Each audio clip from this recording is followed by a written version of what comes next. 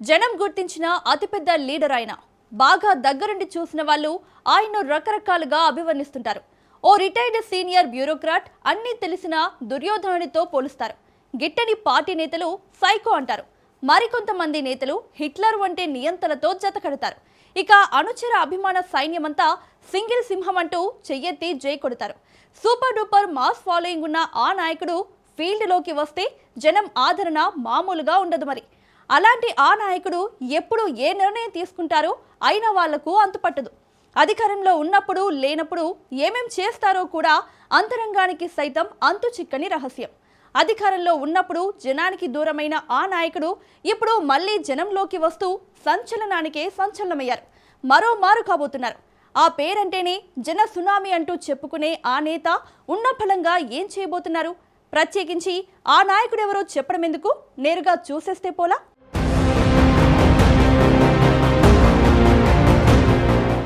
జగన్ ఈ పేరు వినగానే అనుచర గణంతో పాటు అభిమానులకు ఓ రకమైన పూనకాలు వచ్చేస్తాయి. అది ఎప్పటి నుంచి అంటే దివంగత సీఎం డాక్టర్ వైఎస్ఆర్ ప్రతిపక్ష హోదాలో ఉన్నప్పటి నుంచి అనుకోవచ్చు. తొలుత సొంత జిల్లా కడపలో మొదలైన ఈ జన సునామీ వైఎస్ఆర్ ముఖ్యమంత్రి అయ్యాక ఒక్కసారిగా ఉమ్మడి రాష్ట్రమంతా పదింతలుగా పెరిగిపోయింది. తర్వాత జరిగిన మార్పుల్లో తండ్రి వైఎస్ఆర్ అసూలు బాయడం, రాష్ట్రంలో రాజకీయ స్థితిగతులు మారిపోవడం జరిగిపోయింది. అప్పటికే తండ్రి అధికారంలో ఉండబడిన 6 ఏళ్లలో యూత్ ఫాలోయింగ్ కలిగిన పాపులర్ లీడర్ గా రికార్డు సృష్టించారు. భారీ కాన్వాయ్ నిర్వహణలో నేషనల్ లీడర్స్ ని మించిపోయారనే వార్తలు చక్కర్లు కొట్టాయి.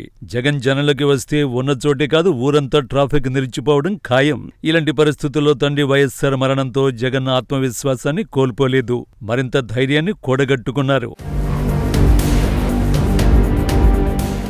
ఓదార్పు యాత్ర పేరుతో జనంతో మమేకమయ్యారు. వైఎస్ఆర్ మరణాన్ని తట్టుకోలేక ప్రాణాలు పోగొట్టుకున్న కుటుంబాలను ఓదార్చారు. అండగా ఉంటారంటూ భరోసా ఇచ్చారు, ఆదుకున్నారు. అలా మొదలైన ఓదార్పు యాత్రతో సీఎం ఫలితాన్ని అప్పట్లో పొందలేకపోయినా ఆ తర్వాత ప్రజా సంకల్ప యాత్ర జగన్ సీఎం కుర్చీకి దగ్గర చేసింది. దాదాపు 8 ఏళ్ల తరబడి ఆయన జనంలోనే ఉండిపోయి అధికారాంతానికి చేరుకున్నారు. జన మధ్యనే సీఎంగా ప్రమాణ స్వీకారం ముగిసింది. ఆ తర్వాతే జగన్ జనానికి దూరమయ్యారు. ప్రభుత్వ కార్యక్రమాలు, అప్పుడప్పుడు జరిగే బహిరంగ సభలు మినహాయిస్తే బయటకు రావడం అరుదైపోయింది. అదే సందర్భంలో తొలుత 1-2 మీడియా సమావేశాల్లో పాల్గొన్నా. ఆ తర్వాత మీడియాకు మొహం చాటేశారు. అలా 5 ఏళ్లు అధికారంలో జగన్ ఎన్నో విమర్శలు ఎదుర్కొన్నారు. ప్రతిపక్ష నేతల మాటలను పట్టించుకోకుండా తాను ఏం చేయాలో, రాష్ట్రాన్ని ఎలా పరిపాలించాలో అలాగే చేసి తీరారు. అలా 5 ఏళ్ల కాలం జరిగిన పరిపాలనా క్రమం తీరుతెన్నుల్లో ముఖ్యమంత్రిగా జగన్ జనం కోసం ఎన్నో విప్లవాత్మకమైన మార్పులు తెచ్చినా అదే జనానికి బాగా దూరమయ్యారు. కనీసం డాక్టర్ రాజశేఖర రెడ్డి సీఎంగా లోటస్ పాండ్లో నిర్వహించినట్టుగా వారానికి ఒక్కరోజైనా ప్రజా దర్బార్ వంటి కార్యక్రమాలను సైతం నిర్వహించలేకపోయారు. కేవలం తన చుట్టూ ఉన్న కోటరినే నమ్ముకున్నారన్న విమర్శలు సొంత పార్టీ నుంచి మూటగట్టుకున్నారు. జన మధ్యకు రావాలంటే పచ్చడి చెట్లు కొట్టించడం, రోడ్లకు అటు ఇటు పరదాలు కట్టించడం వంటి చిత్ర విచిత్రమైన కార్యక్రమాలు చేపట్టి చరిత్రలో మిగిలిపోయారు. సంక్షేమ కార్యక్రమాలను దాదాపుగా ఉన్న చోటు నుంచే బట్ట నొక్కి పరిపాలించిన సీఎంగా ప్రతిపక్షాల చేత విమర్శలు గుప్పించుకున్నారు. ఆయన దగ్గరుండి ఆ తర్వాత బయటకొచ్చిన బ్యూరోక్రాట్స్ నుంచి కూడా జగన్ పలు విమర్శలు ఎదుర్కొన్నారు. రివర్స్ టెండరింగ్ అంటూ జరిగిన అభివృద్ధి పనులకు తిరిగి టెండర్లు పిలిపించి చేపట్టడం కూడా అప్పట్లో వివాదాస్పదమైంది. అదే రివర్స్ పద్ధతి తన రాజకీయ జీవితానికి జగన్ అన్వయించుకున్నారు ఏమో అన్న అనుమానాలను రాజకీయ విశ్లేషకులకు వంటబట్టించారు.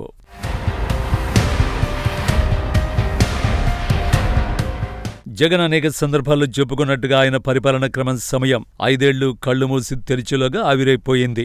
ముఖ్యమంత్రి పీఠానికి టీడీపీ అధినేత చంద్రబాబు దగ్గర కాగా వైసీపీ సుప్రీం జగన్ మాత్రం చాలా వ్యత్యాసమైన దూరానికి వెళ్లిపోయారు. ఇదే క్రమంలో ఇప్పుడు అదే జగన్ జన మధ్యకు రావడం మొదలెట్టారు. కూటమి సర్కారు అవలంబిస్తున్న తీరుతెన్నులను ఎండగడుతూ పలు నిరసన కార్యక్రమాలకు సైతం హాజరవుతున్నారు. రైతు సమస్యల కోసం అన్నదాత పోరుబాట, మెడికల్ కాలేజీల సందర్శన వంటి కార్యక్రమాలతో రాష్ట్రంలో జగన్ నినాదానికి మళ్లీ ఊపిరిపోశారు. కాగా ఇటీవల జరిగిన పలువురు వైసీపీ నేతల అరెస్టులు, వారి కుటుంబాల పరామర్శ యాత్రలు జనంతో కిక్కిరిసిపోయాయి. గుంటూరులో మాజీ మంత్రి అంబటి రాంబాబు, ఇబ్రహీంపట్నంలో మరో నేత జోగి రమేష్ అరెస్టులు రాష్ట్రాన్ని అతలకుతలం చేశాయి. తిరుమల శ్రీవారి లడ్డు వ్యవహారంలో రగులుకున్న ఈ వివాదంలో చంద్రబాబుపై రాంబాబు రంకెలు అగ్నికి ఆజ్యం పోశాయి. దీంతో రాష్ట్ర రాజకీయాలు మరింతగా హీటెక్కాయి.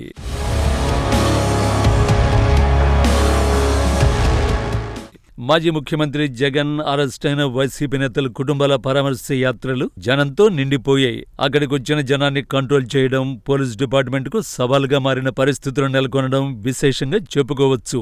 ఒక రకంగా చెప్పుకోవాలంటే జగన్ సభలకు వచ్చిన జనమంతా అప్పటికప్పుడు అక్కడి నుంచే ఉద్భవించినట్టుగా మారిన పరిస్థితులుగా భావించొచ్చు. జగన్ కేవలం 11 సీట్లకే పరిమితమై ఓడిపోయారని చెప్పుకోవడం అటుంచితే జనంలో ఆయనకున్న క్రేజ్ కించిత్తు కూడా తగ్గలేదనిపిస్తుంది.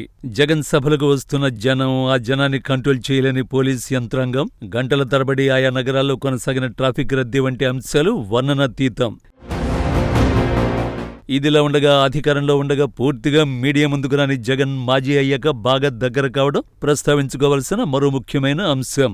గంటల తరబడి మీడియా ముందు కూర్చొని మాట్లాడుతున్నారు. మొన్నటికి మొన్న కూటమి ప్రభుత్వం ప్రవేశపెట్టిన బడ్జెట్, తిరుమల లడ్డు కల్తీ నెయ్యి వ్యవహారంపై దాదాపు 3 గంటల సమయాన్ని మీడియా ప్రతినిధులతో ముచ్చటించడానికి కేటాయించుకున్నారు. ఇక ఇప్పటికే జగన్ 1-2 సందర్భాల్లో తాను చేపట్టబోయే ఓ పాదయాత్ర అంశాన్ని కూడా తేల్చి చెప్పేశారు. కూటమి ప్రభుత్వం అధికారంలోకి వచ్చి ఇప్పటికే దాదాపు 2 ఏళ్లు కావస్తోంది. మిగిలిన 3 ఏళ్ల కాలంలో చివరి ఏడాదిన్నరంతా రోడ్లపైనే జగన్ ఉండబోతున్నారు.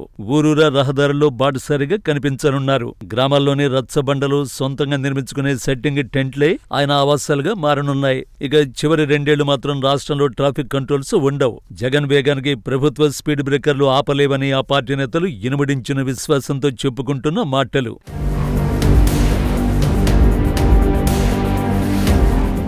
ఏది ఏమైనా అధికారంలో ఉన్నప్పుడు సైతం జగన్ జనానికి దూరం కాకుండా దగ్గరగా ఉంటే ఈ పరిస్థితులు ఎదురయ్యేవి కాదని ఓ వర్గం వాదన. ఆయన అధికారాన్ని రాజసౌధానికే పరిమితం చేసి పరదాల మాటు నుంచి జనంలోకి రావడం వంటి విధానాలు జనంలోకి పూర్తి వ్యతిరేక భావాలకు బీజం వేశాయి. కాబట్టే జగన్ అధికారాన్ని కోల్పోయారనే అభిప్రాయం మరో మేధావి వర్గంలో ఉంది. ఇలాంటి పరిస్థితుల్లో తిరిగి అధికారాన్ని చేజిక్కించుకోవడం అంటే మళ్లీ జనంలోకి రాక తప్పదు. అది జనంతో మమేకం కావలసిన అవశ్యం లేకపోలేదు. ఇదంతా చూస్తుంటే జగన్ విధానం అధికారంలో ఉంటే ఒకలా, కోల్పోయాక మరోలా ఉంటుందనే అభిప్రాయం ఎవరికైనా తప్పక కలుగుతుంది. అలా కాకుండా అధికారంలో ఉన్నా లేకపోయినా జనం మధ్య ఉంటేనే జనం ఎప్పటికీ గుండెల్లో పెట్టుకుంటారన్న వాస్తవాన్ని నేటి తరం రాజకీయ నేతలు కావచ్చు, అధినేతలు కావచ్చు, ఎవరైనా సరే ఇదే సత్యాన్ని గ్రహించాల్సిన అవసరం ఎంతైనా ఉంది.